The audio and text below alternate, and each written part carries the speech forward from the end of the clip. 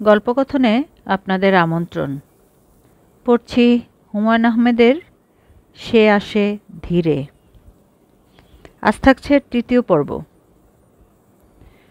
হাবিবুর রহমান সাহেবের ব্রেন যে একেবারেই কাজ করছে না তা তার চোখ দেখে বোঝা যাচ্ছে। চোখের দৃষ্টি এলোমেলো, তিনি স্থির হয়ে তাকাতে পারছেন না। মানুষের মন যেমন ছটফট করে, চোখও করে। মনের ছটফটানি ধরার কোনো উপায় নেই, চোখেরটা ধরা যায়। আমি বললাম, কেমন আছেন? হাবিবুর রহমান চমকে উঠলেন। তার ভাব দেখে মনে হবে আশেপাশে কোথাও ককটেল ফুটেছে। তিনি বললেন, কিছু বলেছেন? আমি বললাম, চমকে ওঠার মতো কিছু বলিনি, জানতে চাচ্ছিলাম কেমন আছেন। ভালো। আপনার কি শরীর খারাপ নাকি? জানি না। কোনো কারণে কি মন অশান্ত?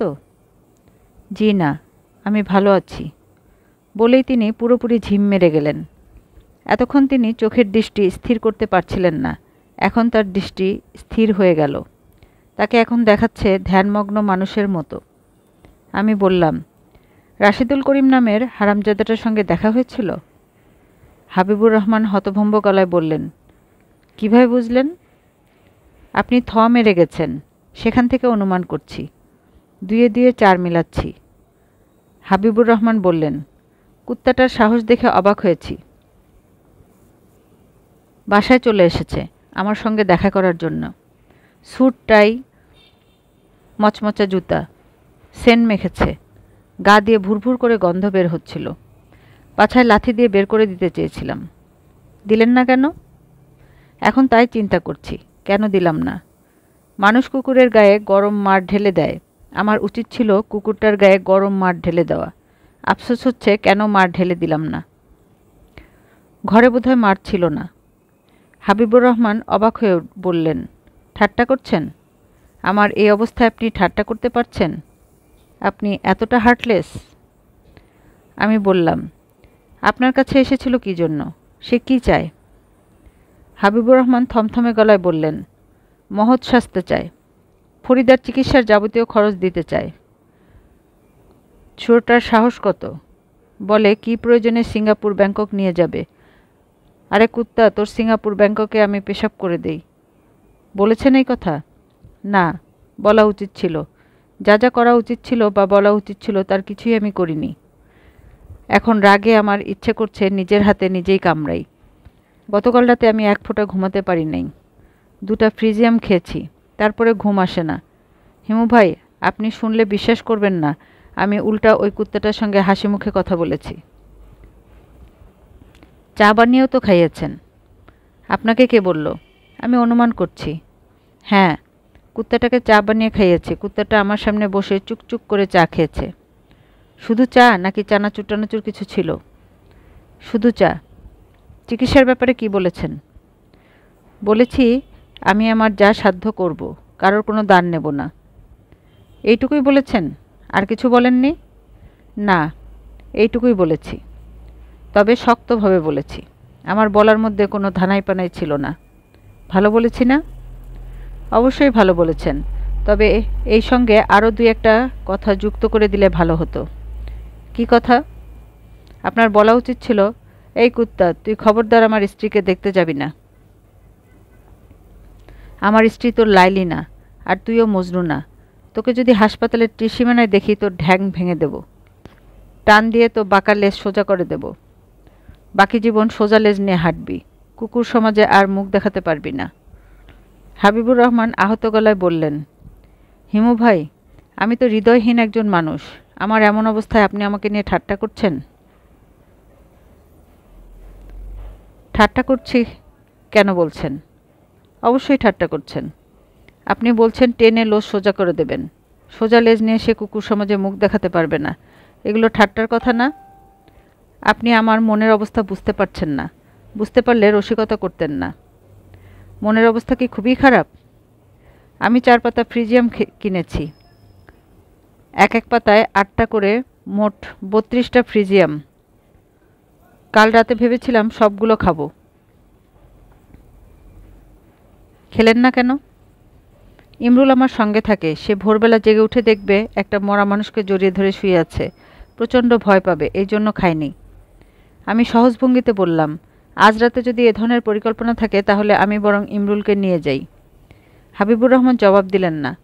মানসিক রোগীদের মতো অস্থির চোখে তাকিয়ে রইলেন। আমি বললাম, ইমরুলকে নিয়ে যাব কিনা বলুন। 32টা ট্যাবলেটের ভিতরে 2টা মাত্র খেয়েছেন, আরও 30টা আছে।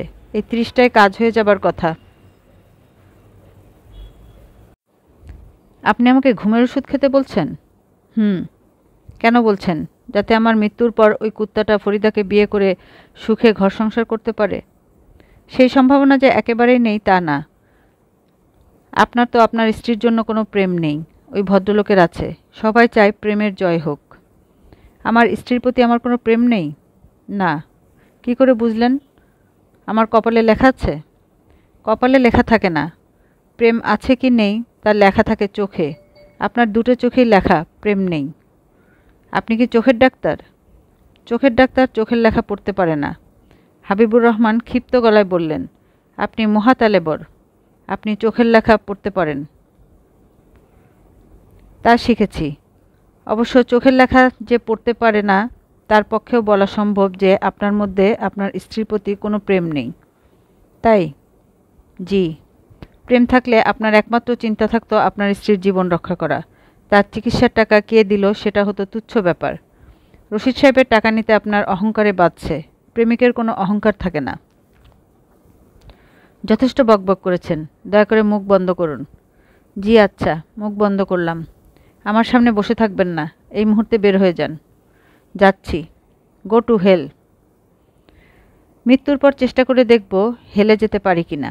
আপাতত গুলিস্তানের দিকে যাই। ভালো কথা, ইমরুলকে সঙ্গে করে নিয়ে যাই। আজ রাতে যদি ঘুমের ওষুধ ইস্তেমাল করতে চান তাহলে আপনার সুবিধা হবে। পথ খোলা থাকলো। আর কোনো কথা না, অনেক কথা বলে ফেলেছেন। আমি বললাম, শেষ কথা বলে যাই। উত্তেজিত অবস্থায় ঘুমের ওষুধ খাবেন না, বমি হয়ে যাবে। খালি পেটেও খাবেন না। খালি পেটে ঘুমের ওষুধ খেলেও বমি হয়। হালকা স্ন্যাক জাতীয় কিছু খেয়ে নেবেন। সব ট্যাবলেট খাওয়ার পর গরম কফি খেতে পারেন, এতে অ্যাকশন ভালো হয়। Get out. আমি ইমরুলকে নিয়ে গেট আউট হয়ে গেলাম। হাবিবুর রহমান সাহেব ঘুমের ওষুধ খাবেন কিনা বুঝতে পারছি না। সম্ভাবনা যে একেবারেই নেই তা না, 50-50 চান্স। মজার ব্যাপার হলো, মানব জীবনের সব সম্ভাবনাই 50-50। বিয়ে করে সুখী হবার সম্ভাবনা কতটুকু? 50-50 চান্স। বড় ছেলেটি মানুষ হবে সেই সম্ভাবনা কত %? 50-50। ইমরুলকে নিয়ে রিকশায় চড়েছি। সে খুবই আনন্দিত। আমি বললাম, কেমন আছিস রে বেটা? ভালো। কতটুকু ভালো আছিস? হাত মেলে দেখা। সে হাত মেলছে, মেলেই যাচ্ছে। বুঝতে পেরেছি খুব ভালো আছিস। দেখি এখন একটা গান শোনা। ভালোবাসার গান। ভালোবাসার গান জানিস? জানি। ইমরুল তৎক্ষণাৎ গান ধরল। তুমি ভালোবাসো কি না? আমি তা জানি না। ভালোবাসার গান ইমরুল এই 2 লাইনই জানে। শিশুদের নিজস্ব বিচিত্র সুরে সে এই গান করছে। রিকশাওয়ালা গান শুনে খুব খুশি। সে ঘাড় ঘুরিয়ে হাসি মুখে বলল, মাশাল্লাহ, এই বিচ্ছুদেহী বিরাট গাতক। আমি বললাম, এই বিচ্ছু, বল দেখি আমরা কোথায় যাচ্ছি? ইমরুল বলল, জানি না। বিশেষ কোথাও যেতে ইচ্ছে করে? ইমরুল বলল, না। মাকে দেখতে যাবি? না। আসমা হক নামের একজন মহিলা ছিলেন যিনি তোকে নতুন জুতা কিনে দিয়েছেন, তার কাছে যাবি? না। রিকশায় চড়তে আমার সবসময় ভালো লাগে, আজ যেন একটু বেশি ভালো লাগছে। শুনছি ঢাকা শহর রিকশামুক্ত হবে।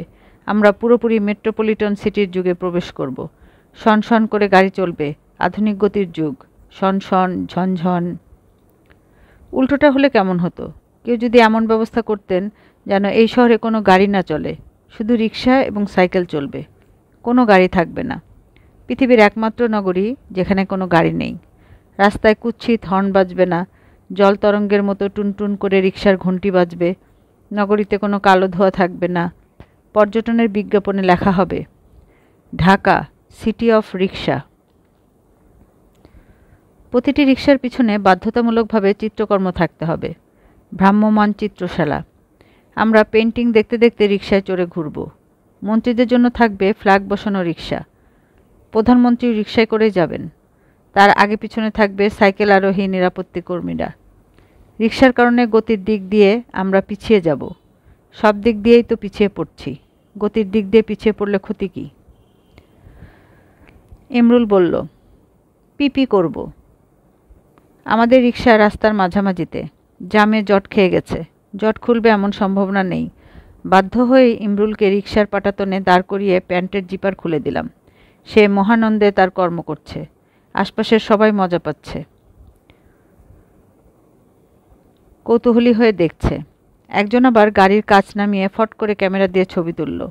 ছবিটা ভালো হবার কথা, সুন্দর কম্পোজিশন। ইমরুল বলল, আমি ছাস্তা খাবো। ছান্তা হলো ফান্টা। সে বাংলা ভাষার প্রতিটা শব্দ স্পষ্ট করে বলতে পারে, তারপরেও কিছু কিছু অদ্ভুত শব্দ সে তার ঝুলিতে রেখে দিয়েছে। ফান্টাকে বলবে ছান্তা, গাড়িতে বলবে রিরি। শিশুদের মধ্যে এই ব্যাপারটা আছে। প্রথম শৈশবের কিছু শব্দ সে অনেক দিন ধরে রাখে। একদিন হঠাৎ সে এই শব্দগুলো ছেড়ে দেয়, আর কোনো দিন ভুলেও উচ্চারণ করে না। যে বিশেষ দিনে এই ঘটনাটি ঘটে, সেই বিশেষ দিনেই তার শৈশবের সমাপ্তি। ইমরুলকে ছান্তা খাইয়ে আমি মাজেদা খালাকে টেলিফোন করলাম। তিনি টেলিফোনে আর্তনাদের মতো শব্দ করলেন, তুই কোথায়? আমি চমকে উঠে বললাম, আবার কি হয়েছে? তুই ডুব মেরে কোথায় ছিলি? আমি কম করে হলেও 10,000 বার তোর খোঁজে লোক পাঠিয়েছি। গুরুতর কিছু কি ঘটেছে খালা? খালু সাহেবের জবান খুলেছে? উনি কথা বলা শুরু করেছেন? ও যেমন ছিল তেমন আছে, তোকে খুঁজছে অন্য কারণে। আসমার মাথা খারাপের মতো হয়ে গেছে। কেন? তুই একবার ইমরুলকে দেখিয়ে এনেছিস, তারপর তার আর কোনো খোঁজ নেই। বেচারি ছেলেটার জন্য অস্থির হয়ে আছে। টাকা পয়সা ক্লিয়ার করে মাল ডেলিভারি নিয়ে যাক, মাল আমার সঙ্গেই আছে। হিমু শোন, এ ধরনের ফাজলামি কথা তুই আর কোনো দিন বলবি না। কোনো দিন না। আচ্ছা, বলবো না। ছেলেটাকে তুই এক্ষুনি ওদের কাছে নিয়ে আয়, এই মুহূর্তে। এই মুহূর্তে ডেলিভারি দিতে পারবো না। কেন? শেষ সময় বাবা মা ঝামেলা করছে, জানি এরকম কিছু হবে। শেষ মুহূর্তে দরদ উতলে উঠবে। এই মুহূর্তে ডেলিভারি দিতে পারছি না, কারণ মিসেস আসমা হকের স্বামী আমাকে বলেছেন তার স্ত্রীর ত্রিসীমানায় যেন আমি না থাকি। তার সঙ্গে ফয়সালা না হওয়া পর্যন্ত মাল ডেলিভারি হবে না। বলিস কি? আসমার স্বামী বিগড়ে গেল কেন? আসমা তো আমাকে কিছু বলেনি। এখন আমি কি করব বলো? আসমা ইমরুলকে দেখতে চাচ্ছে। তুই আসমার কাছে ওকে দিয়ে কেটে পড়।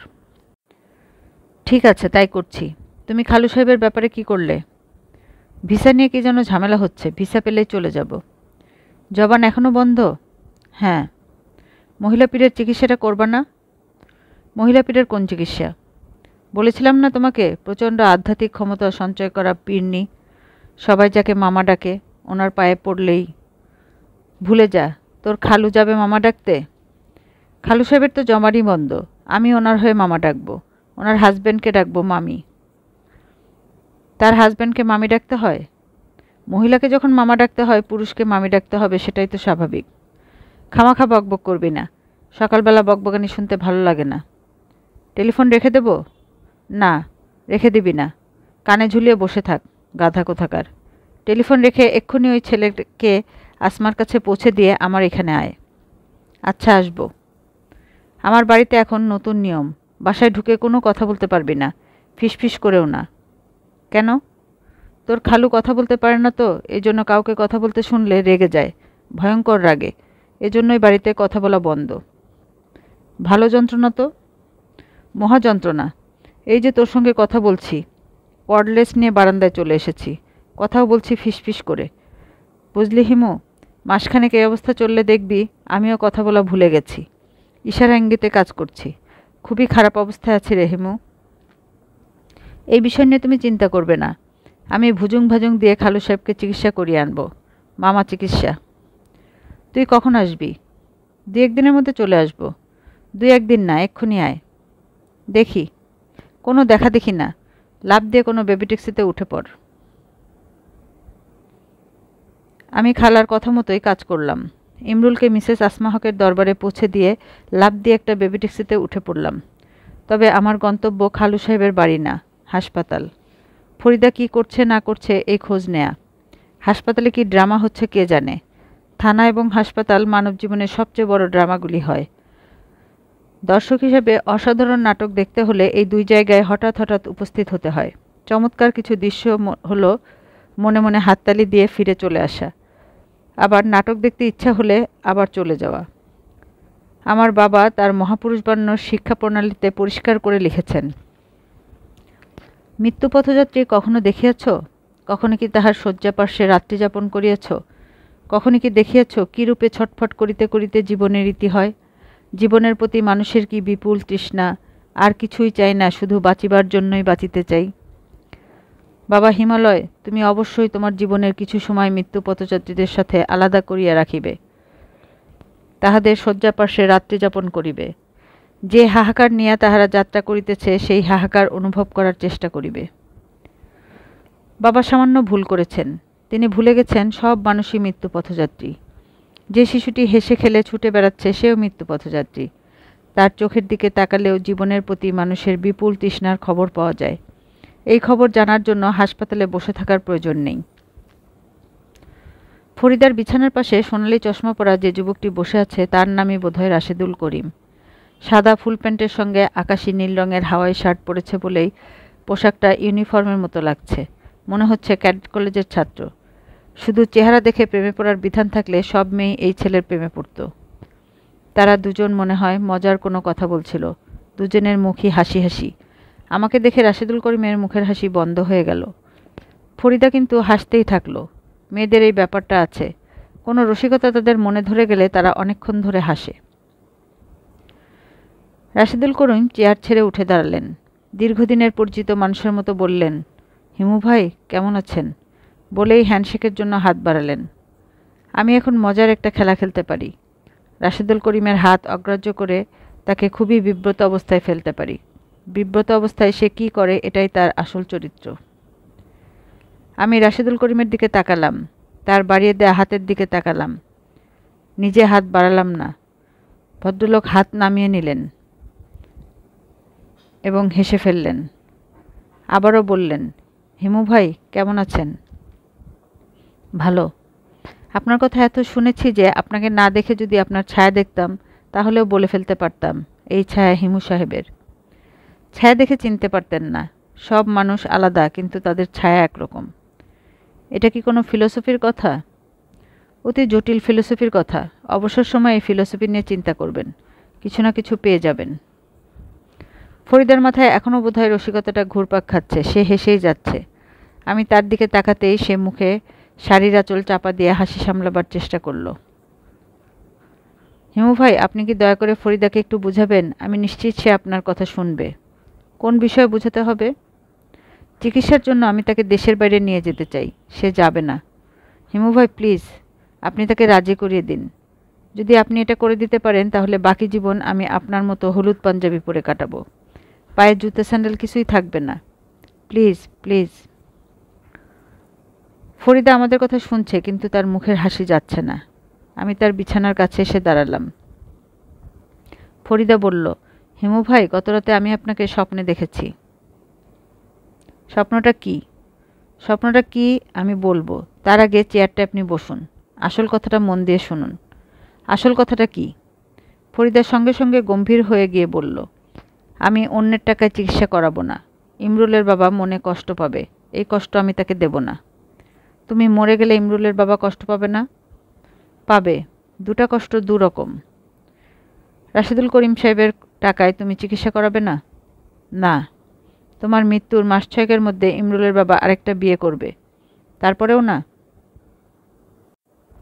না। সৎমা ইমরুলকে নানাভাবে কষ্ট দেবে। তারপরেও না? না। তুমি কি প্রমাণ করতে চাইছো? স্বামীর প্রতি তোমার গভীর প্রেম?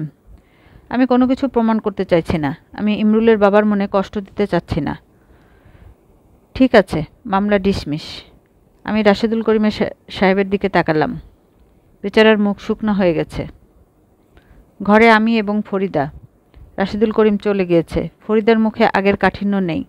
কিছুক্ষণ আগে নার্স এসে একগাদা ওষুধ খাইয়ে গেছে। নার্সের সঙ্গে সে হেসে হেসে কথা বলেছে। সেই হাসির রেশ এখনও ঠোঁটের কোণায় ধরে আছে। হিমু ভাই, বলো, আপনি একটু আগে জিজ্ঞেস করছিলেন স্বামীর প্রতি ভালোবাসা দেখাতে চাই বলে কি বিদেশে যেতে চাচ্ছি না? আমি এখন প্রশ্নটার জবাব দেব। জবাব শুনে আপনি চমকে যাবেন। জবাবটা কি? ফরিদা বলল, ওর প্রতি আমার কোনো ভালোবাসা নেই, কখনো ছিল না। আপনি আমার কথা শুনে খুবই চমকে গেছেন, তাই না হিমু ভাই? আমি সহজে চমকাই না।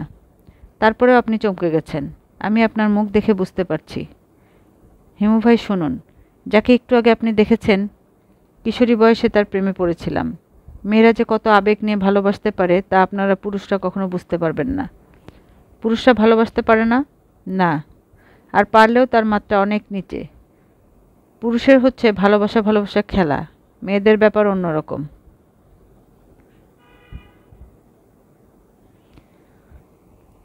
তুমি নিজে এইসব ভেবে বসে বের করেছ?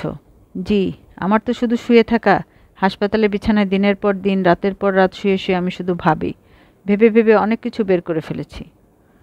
ভালো তো, অনেক জ্ঞান পেয়ে গেলে। জ্ঞান পেয়ে হবে কি, আমি তো মরেই যাচ্ছি।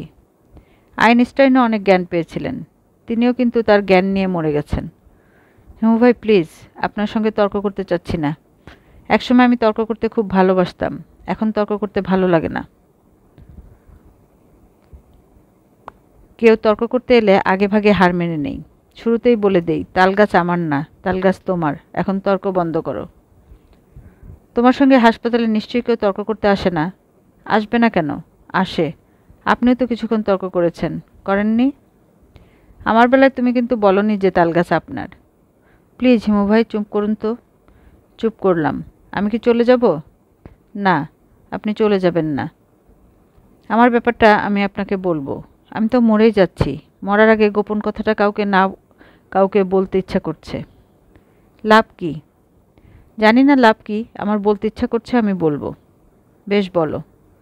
ফরিদা হাঁপাতে হাঁপাতে বলল, আমার দম ফুরিয়ে গেছে, আমি একটু দম নিয়ে নেই।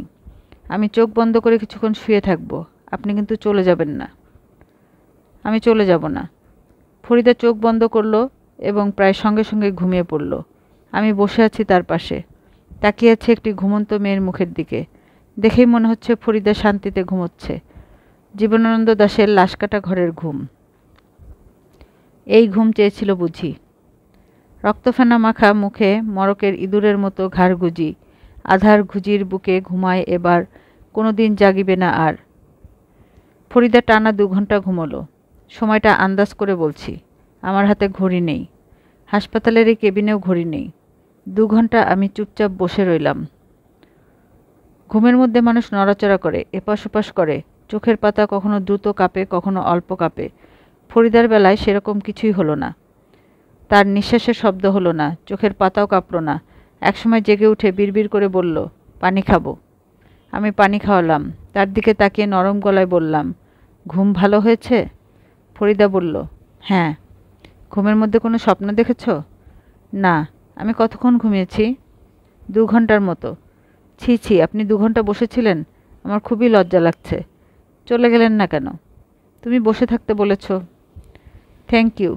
আমি যে এতক্ষণ ঘুমিয়েছি নিজেই বুঝতে পারিনি। আমার কাছে মনে হচ্ছিল চোখ বন্ধ করেই জেগে উঠেছি। মৃত্যু কাছাকাছি চলে এলে সময়ের হিসেবের গণ্ডগোল হয়ে যায়। আমার বোধহয়। ফরিদা কথা শেষ না করে হাসল। আমি বললাম, তুমি আমাকে কিছু গোপন কথা বলার জন্য বসিয়ে রেখেছিলে। আমার ধারণা কথাগুলো তুমি এখন বলতে চাও না। আপনার ধারণা ঠিকই আছে। আমি কি এখন চলে যাব? হ্যাঁ, চলে যান। অনেকক্ষণ তোমার সঙ্গে ছিলাম, তুমি কিন্তু একবারও জানতে চাওনি ইমরুল কেমন আছে। ফরিদা কিছুক্ষণ চুপ করে থেকে বলল, ইমরুল কেমন আছে? আমি বললাম, ভালো। ফরিদা বলল, আপনার সঙ্গে আমার আর মনে হয় দেখা হবে না। আমি বললাম, আমারও মনে হয় দেখা হবে না। ফরিদা বলল, আপনাকে নিয়ে আমি খুবই হাসির একটা স্বপ্ন দেখেছিলাম। স্বপ্নের কথা এখন আর আপনাকে বলতে ইচ্ছা করছে না। তবে আমি একটা কাজ করব, লিখে ফেলব, তারপর লেখাটা আপনাকে পাঠাবো। হিমু ভাই, আমার কেন যেন মনে হচ্ছে আমি চেষ্টা করলে গল্প উপন্যাস লিখতে পারবো। বিছানায় শুয়ে মজার মজার সব গল্প আমার মাথায় আসে। লিখে ফেললেই পারো।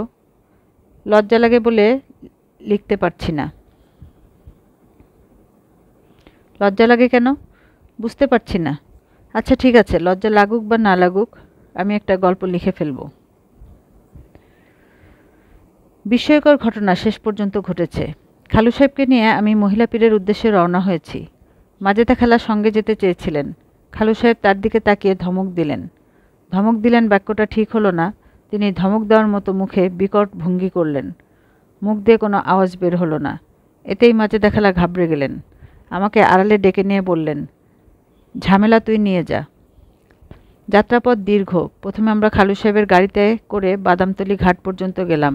সেখান থেকে বুড়িগঙ্গা পার হবার জন্য নৌকা নিলাম। নৌকায় উঠে তিনি আমার দিকে সুচোখে তাকিয়ে রইলেন। দুষ্টু শিশুর মন অন্যায় আবদার মুরব্বীরা যে হাসি হাসেন, আমি হাসলাম সেই হাসি। খালু সাহেব চিরবিরিয়ে উঠলেন। নৌকা থেকে নেমে আমরা একটা টেম্পো নিলাম। টেম্পো থেকে নেমে গরুর গাড়ি। দিনের আলো তখনও আছে, তবে দ্রুত কমে আসছে।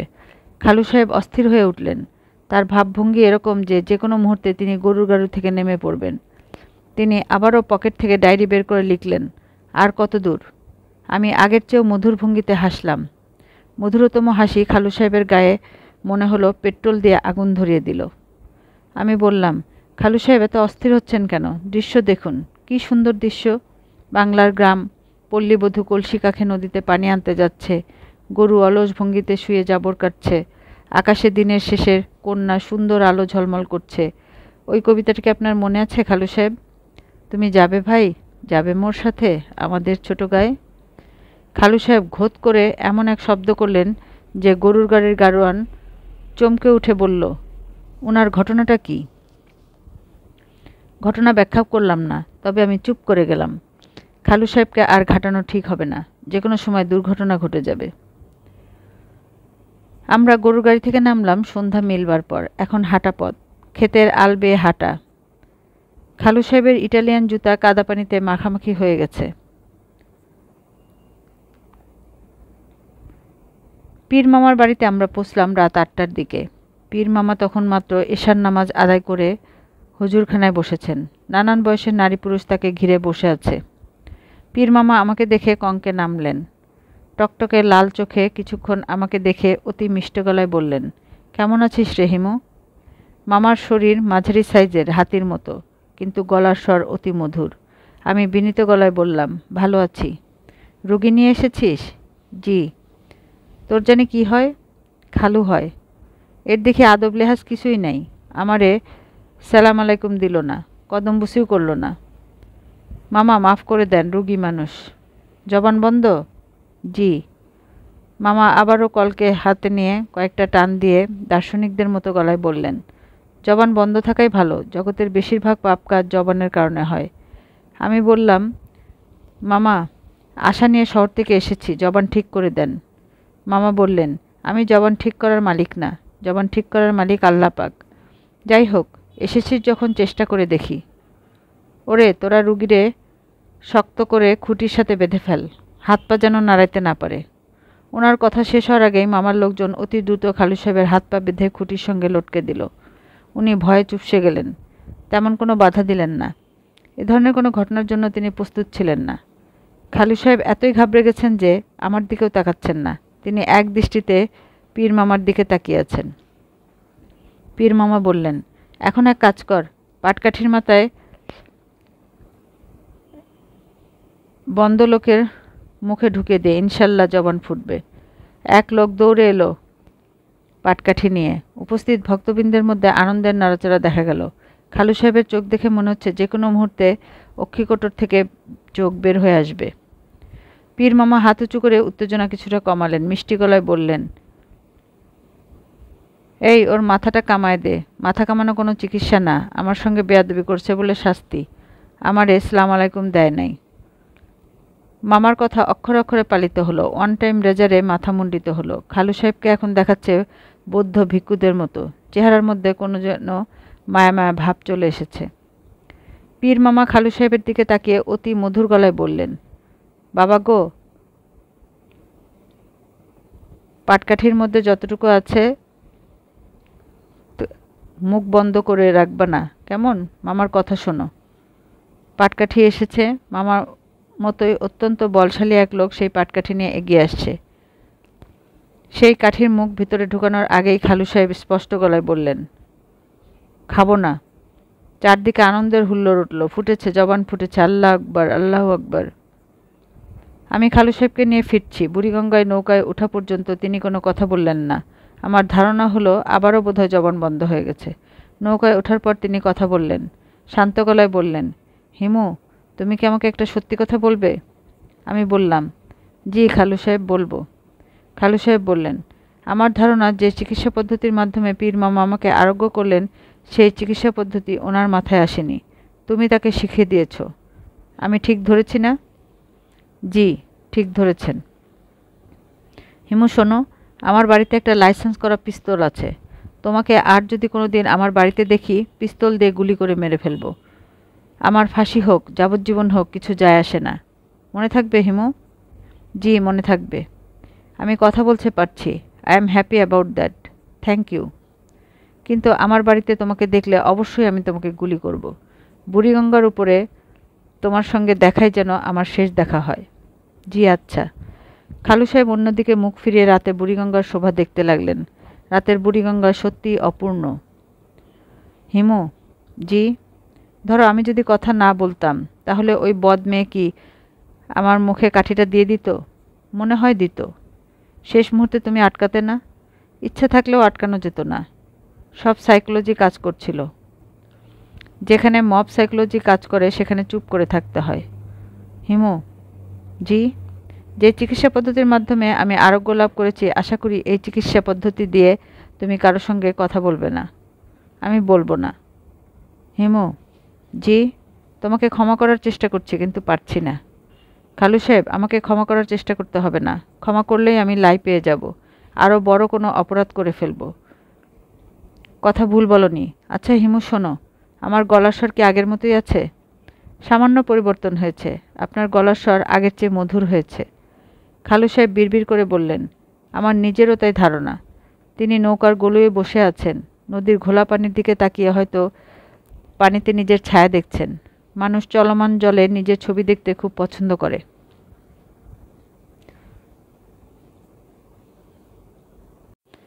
আজকের পর্বের এখানেই সমাপ্তি। গল্প শুনতে ভালো লাগলে সাবস্ক্রাইব করে পাশেই থাকুন। ভালো লাগলে শেয়ার করুন। ভালো থাকুন, সুস্থ থাকুন। আল্লাহ হাফেজ।